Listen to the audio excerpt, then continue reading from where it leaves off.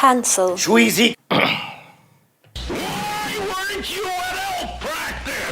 So, I think it's the day we finally go over my favorite Christmas movie of all time. And it's not because I was busy this week and I had to watch this at school during my substitute teaching. It's because we literally wanted to watch this movie. It's not that it was the only time I had this week to watch a movie.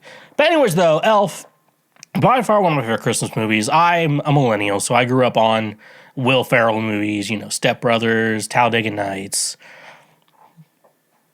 Land of the Lost. Why is that one on the list? But yeah, no. Will Ferrell is fucking hilarious. The plot of this movie is fucking hilarious. Jon Favreau can make movies that are fucking hilarious. He was in the first season of he was in The Sopranos, and before Iron Man, before The Mandalorian. You're like, oh, that Jon Favreau, he's really something.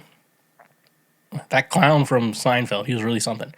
But no, Elf is probably my favorite Christmas movie. Why? It's just the right kind of silly, the right kind of wholesome, the right kind of fun.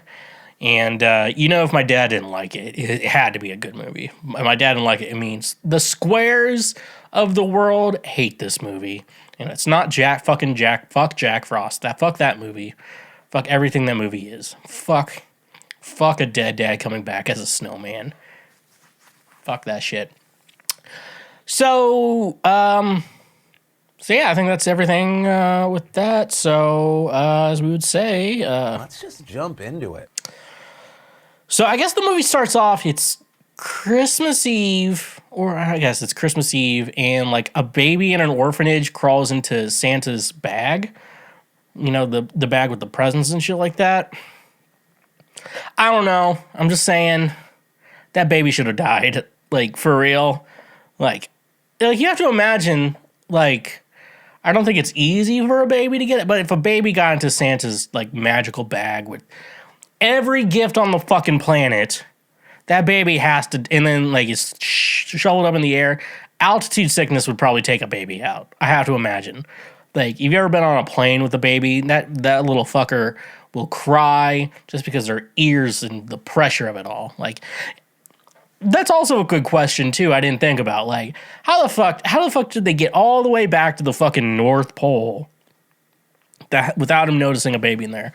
Unless it's, the kind of orphanage where it's, I heard a dark story where it's, babies in orphanages, if you adopt them or whatever, their, crying is weird because they've had to adapt to, when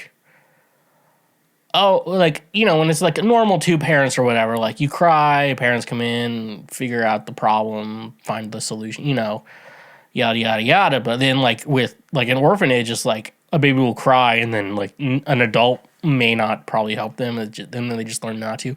I've heard some weird shit about that. But, yeah, I guess Santa fucking traveled around the world with a fucking baby in his bag and he just didn't fucking notice it. I don't know. That little fucker would have had to cry or die. That little fucker would have had to. But I guess the baby survived, made it to Santa's workshop, and they named him Buddy because he was wearing the diaper brand he was wearing called Little Buddy Diapers. Now,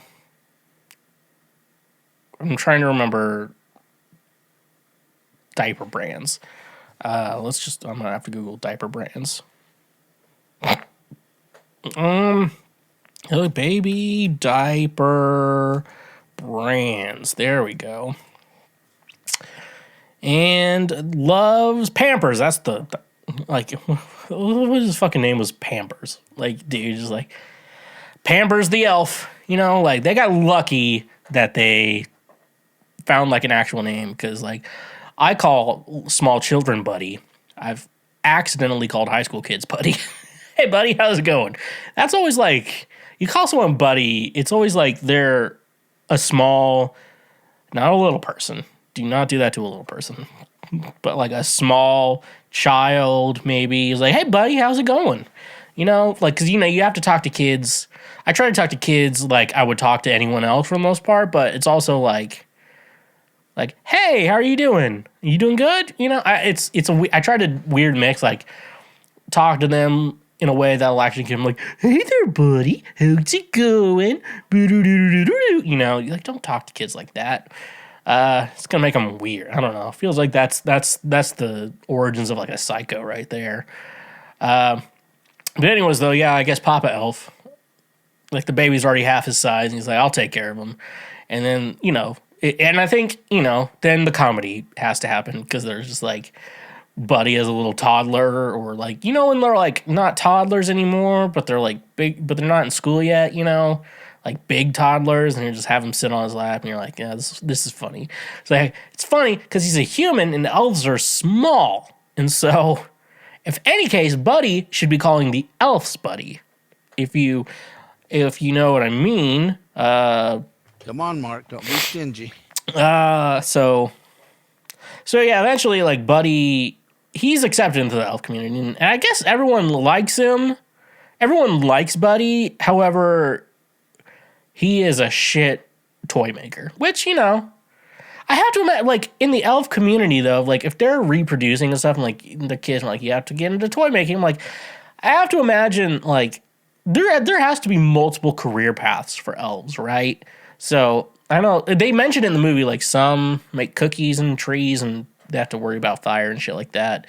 Some fix shoes, and then others make toys. And I gotta imagine, like, has Buddy tried? I mean, he can't fit in the tree, so, but he could repair shoes pretty well, So after they figure out he fucking sucks dick, no, I can't say. You guys got to stop saying fucking sucks. Man, you really suck dick at this, because sucking dick is a good thing. I mean, I don't like sucking dick, but I like women who like sucking dick. So you know what? We have to make sucking dick a good thing. But he was terrible at making toys, and eventually, fucking grown ass Will Farrell figures out he's the human.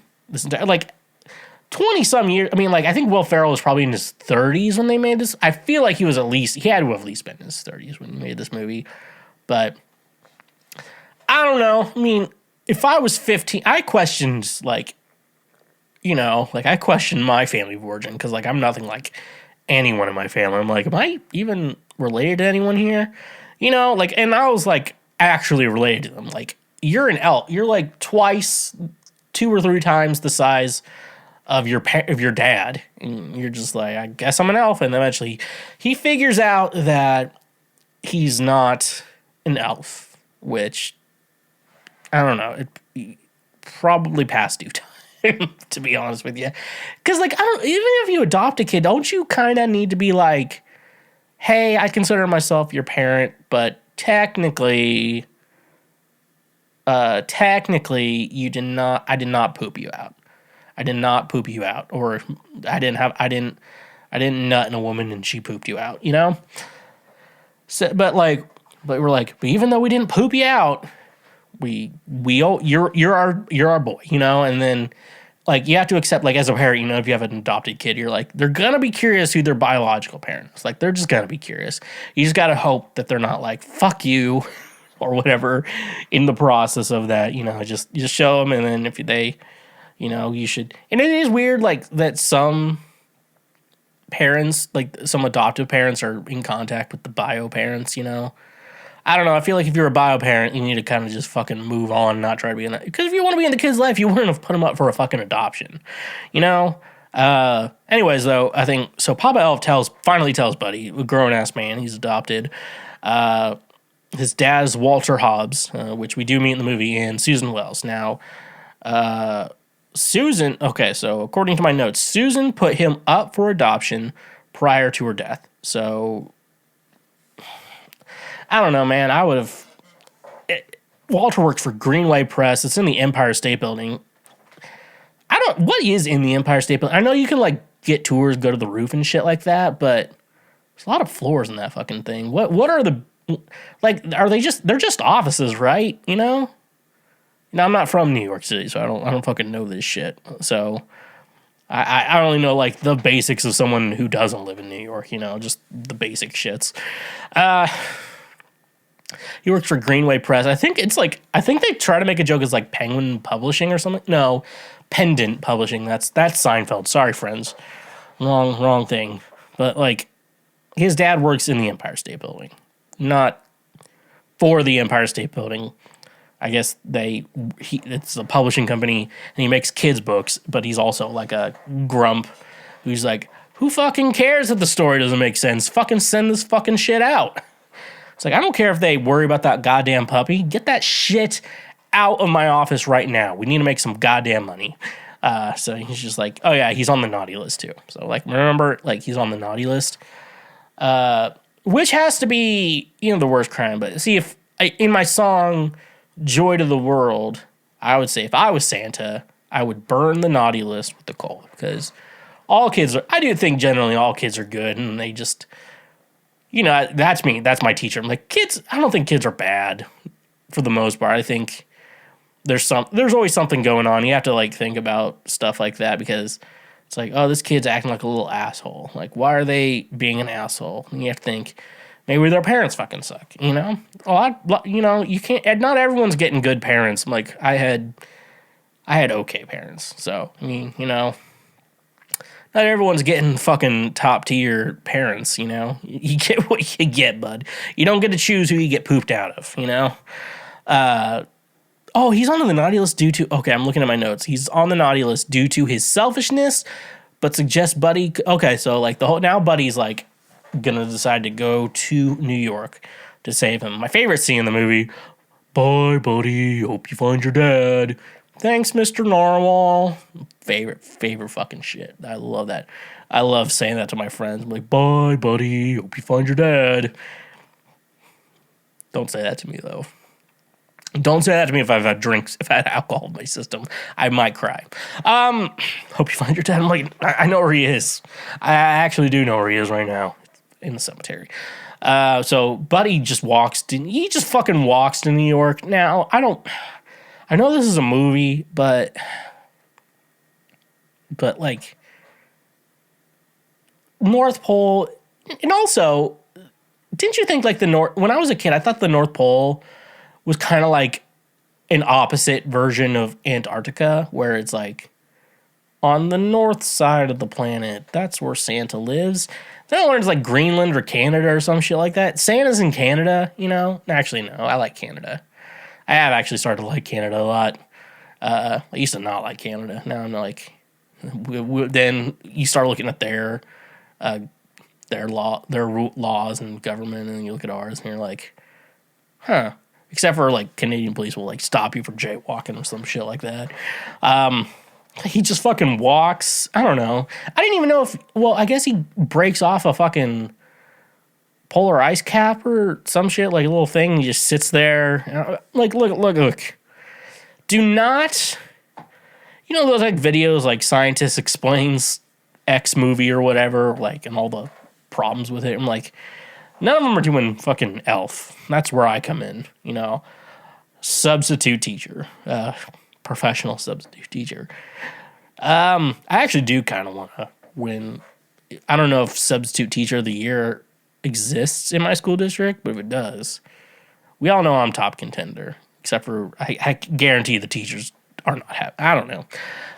So, okay, so he walks, like, Buddy just, he walks straight from the North Pole to fucking Empire State Building. As one does.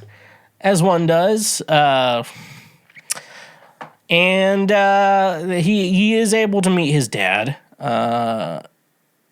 Wait. Oh yeah, no. So he initially he's able to actually go up and meet his dad, and everyone thinks it's like some sort of Christmas gram or whatever, which I guess, like, yeah, I think business like that exists. Like, hey, this guy's gonna dress up like an elf. Come to your work. Distract everyone from what they're doing, and he's going to sing to you. That's what they all thought he was. And I wish, at least where I'm currently living, the local community had something like that, because I would waste all my money harassing everyone with that shit, because it would be hilarious for the most part. And they eventually kick him out, and then they're like, go to Gimbals, which They were initially wanting to get Macy's, and Macy's would make a lot of sense. But Macy's, I guess, said no, or they're like, we don't want... I have to imagine, like, either free publicity or, like, I don't know. I guess they couldn't... Macy's was like, we don't want to be in your fucking movie. You're like, okay, this is why no one fucking shops at Macy's. And if I swear to God, if they would have kept Macy's in this movie instead of Gimbals... people would actually fucking shop at Macy's. Like, now everyone's like, Macy's Thanksgiving Day Parade. I'm like, is Macy's doing that good that they're able to fund a whole ass parade in New York City? Like, a good parade. And it's like a good parade, too. Like, there's so much of the logistics in there for the Macy's Thanksgiving Day Parade that you're just like, you know, when it comes to, like, logistics and stuff like that, a lot of times you need money. And... you have to be like, how the fuck is Macy's able to afford this shit? Anyways, though, they're at Gimbals. They're not at Macy's. They're at Gimbals, which is like Macy's, only they're probably still in business because they didn't pass up on being an elf. And so, like, he just fucking goes to Gimbals, and, like, the fucking boss is just like, I guess you work here. Could you imagine? Like, that's my... oh, man, I just realized you could... I don't think I saw that name... I used to have, I worked at Target for like 3 months, and then for a while I still had a name tag. I don't think I have it anymore. Moving and shit like that will do that. And I was thinking, like, if I just wear a red shirt and put on that name tag and khakis or whatever, I'm 100% like gonna be able to do fucking, I'll fucking walk into the back room. I remember my ID number had 69 in it. So, I bet it's like one of those combo numbers that, like, you know how, like, you had a locker in middle school and every once in a while you just remember the combination? It's going to be one of those things.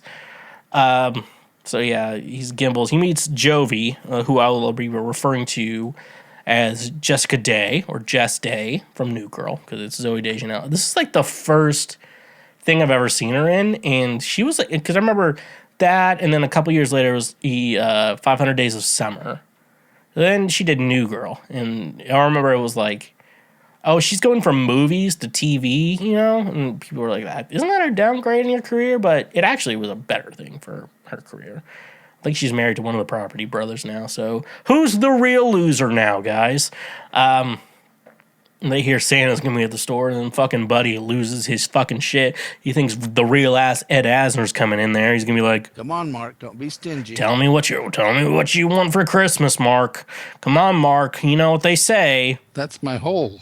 That's where it spits. Can you imagine fucking sitting on Santa's lap, and he's just like, man proposes and God disposes. You just fucking shit like that. You just hear that. Anyways, though, if you guys don't know what that reference is, there's a video of an old man jerking off on the internet, and he kind of reminds me of Ed Asner.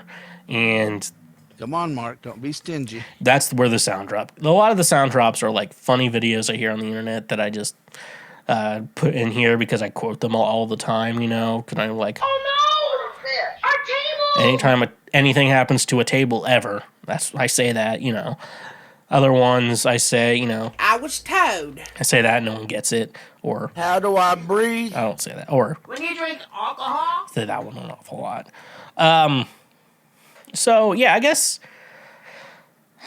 after Buddy spends the night redecorating Gimbals because he's just so fucking excited for Santa, the Santa Claus shows up, and it's a fake. The Santa's a fake. And now, I just want to, like, let everyone know, Santa Claus is real, okay? So, there is real. There's so many people in on it. Like, there's just so many people in on it. Like, someone would have had to say something by now if Santa wasn't real, you know? But, however, mall Santas are not real. They're just for photo opportunities for parents. That's really what it is, you know? It's just fun and stuff like that. So, Buddy... figures out pretty quick that it's not a real Santa Claus. I have a friend, he does, I think he does Santa Claus. He'll do Santa Claus photos, and he is just like a guy has white hair and can grow a beard, a pretty good beard. So, like, if you're one of those guys, hit me up. If I can get my beard that good by the time I'm older, I think I could be I would put on some weight to be saying. I would personally sit down and put on the weight, and then I'd hope they ask me to do the Garth Brooks documentary. And then after Buddy reveals he's sitting on a throne of lies, okay, I guess he's fired from Gimbals, and as Kramer would say, it's like, I didn't even really work here. And that was probably the hardest part about firing Buddy from fucking Gimbals, I guess he gets sent to jail too, and Walter bails him out. Doesn't want to do that. He takes him to a doctor. They do a DNA test. This was the 2000s. You couldn't just fucking do it online. I don't know. How do you do it? There was no app. You just spit on your phone's touchscreen, and they're like, "Yep, you guys are related." No, I actually saw.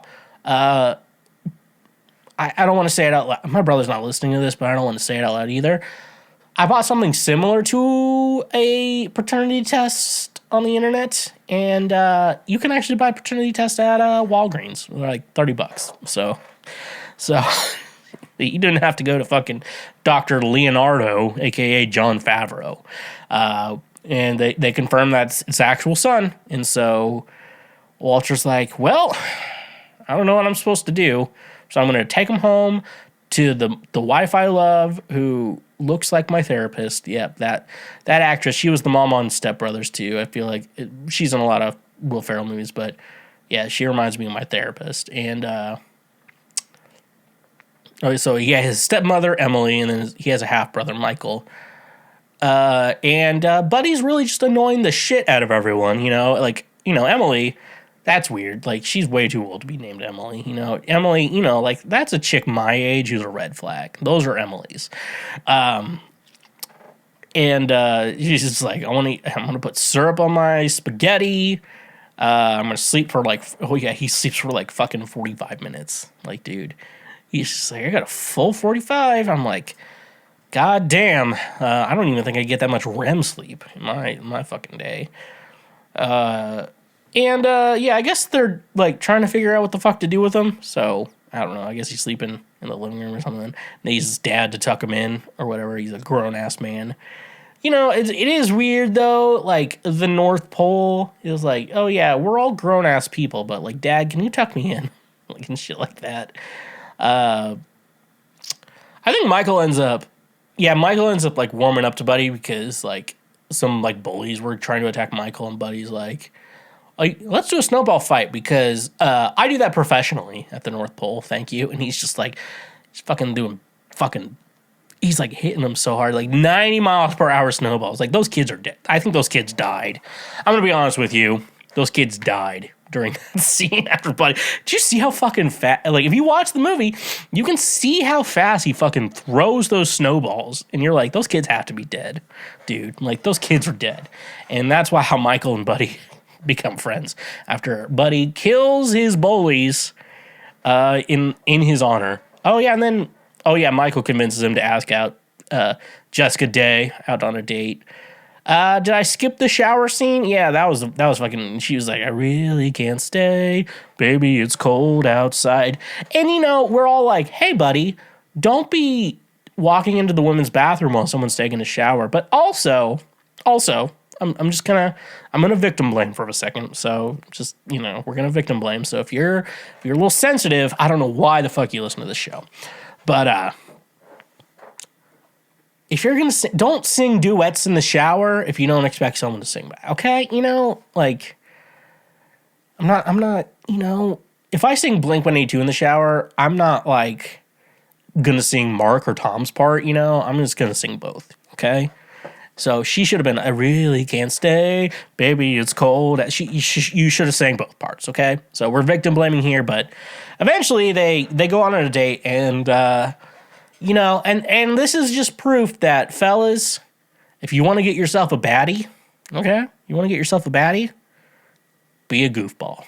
You just gotta be silly. You gotta be a goofball. That's the only way. That's the only real good way to get chicks these days. It's just being fucking funny. And that's why when I'm around, it smells like a fish market.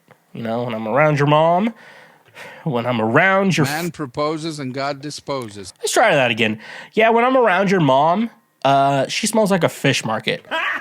Man proposes and God disposes. That was close enough. Oh yeah, oh yeah, the fucking world's best cup of coffee. He's like, try this.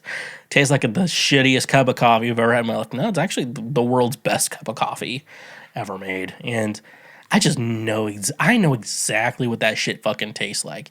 There's like I'm very picky on my coffee. You know, I'm a kind of a coffee connoisseur, if you want to say. I'm a subscriber to a brand. I want to sponsor this podcast, so I'm not going to say it. But they ship me beans all the time, and that's good. And, you know, and I always tell people, I'm not going to say, like, yeah, buying fresh beans is good, but, like, as long as you grind, you know, your beans at home before their use, you're going to have a way better cup of coffee, you know? Just, like, the amount it improves is just substantial if you just grind at home instead of just buying pre-ground shit. And I know this place uses pre-ground shit. I know exactly what this fucking coffee tastes like, dude. Like, I just know. So Walter's company is failing because he fucking is a shit boss. He is literally a shit boss. He's like, I don't know. If I was making kid stories, I would be very particular in like it, you know, the plot. And Walter's like, fuck the plot. They're just looking at pictures. And so they have to like do something new by Christmas Eve. For some reason, they have to do it on Christmas Eve. I've worked in offices. They don't do shit on Christmas Eve. Like low level employees have to work, but like upper level management, they're not working. They're not doing fucking shit, dude. Like, we need this by the need. No, you don't. We all know it's Christmas. No one's gonna do shit. And we're like, we need people to work these in. Like, people are barely going to do shit. Like, people were like, I'm called customer service the day after Christmas, and the service was terrible. I'm like, yeah, what do you expect? No one's working. You know, no one good is working. And shit like that. It's just like their fucking last resorts or whatever.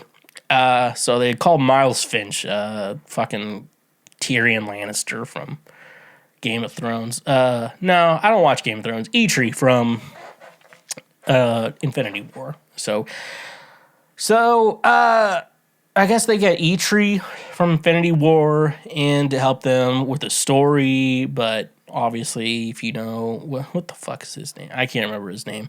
Y'all know who I'm talking about though. Tyrion Lannister. The name will come to me in a minute, but yeah, he has dwarfism, and so Buddy's like, finally, someone from where I'm from, another elf. And this guy's just like, and I had to imagine if you had dwarfism and some lunatic walks in, you'd be like, finally, my fellow brother, another elf. How are you doing, brother?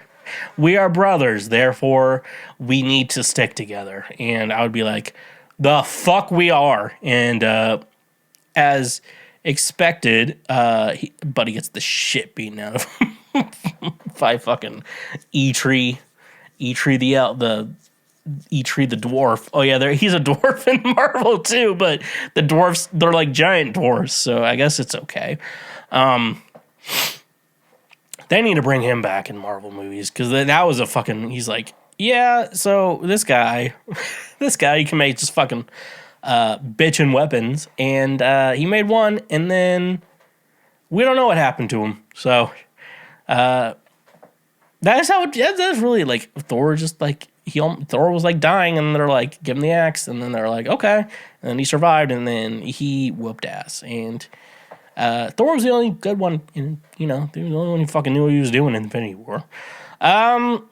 Eventually though, after Buddy leaves his fucking Etch-a-Sketch notes, and also let's recognize Buddy the Elf's Etch-a-Sketch skills. If you ever played on one of those things, it is so fucking hard to get like the curves on letters right. I don't know why I was trying to like write shit on it, but I was. And and Buddy leaves. I can't remember where he goes, but he leaves Walter's apartment. But Eitri the elf, he left his notebook there, and they're like, let's just steal one of these ideas. And I feel like that's illegal, but okay. And so they scramble to create a book. Walter prepares a pitch. Michael arrives. He's like, oh, Buddy left Dad. And Dad's like, fuck Buddy. Fuck my firstborn, you're my real son, Michael, but I also don't like you either. Eventually, Walter realizes his mistakes, and he decides to quit to try to find Buddy. And then Buddy, obviously, if you leave, and then Rob Reiner's like, if you leave that door now, you're never gonna find a name in publishing. I'm gonna let you all on a little spoiler alert. He's gonna be fine by the end of this movie. Okay, don't worry about him. So eventually, Buddy sees Santa's sleigh in Central Park, so he's like, obviously, I gotta help Santa. He's my boy, and this is probably my second favorite thing that Ed Asner has ever done. My first favorite thing he ever did was jack off on camera with a guy named Mark. Come on, Mark. Don't be stingy. That's why it's a stingy Christmas, everyone. So they're like in the Central Park horse guys are coming in. They're going to attack them. So they have to kind of figure out how to fix Santa's sleigh. And Santa's sleigh, first of all, runs on hopes and dreams instead of science and logic. For some reason, let's just use Christmas spirit for feel for this thing. I don't know if we should do that. The 2000s were not a good time for Christmas spirit. I don't even think right now it's a good time for Christmas spirit, probably. I'm pretty sure everyone fucking hates Christmas. I've met so many people who are like, fuck Christmas. I'm like, well, fuck you too. Or whatever. So the engine fell off, I guess. I guess engines can fall off on sleighs or whatever. Apparently that's a fucking thing that can happen. But he finds a sleigh, and Walter apologizes, but everyone needs Christmas spirit to help Santa get back in there. So was it Michael? He takes just fucking Santa's nice, list or whatever. Goes to the news, the hot. Oh yeah, they had like a hot news anchor too, and whatever.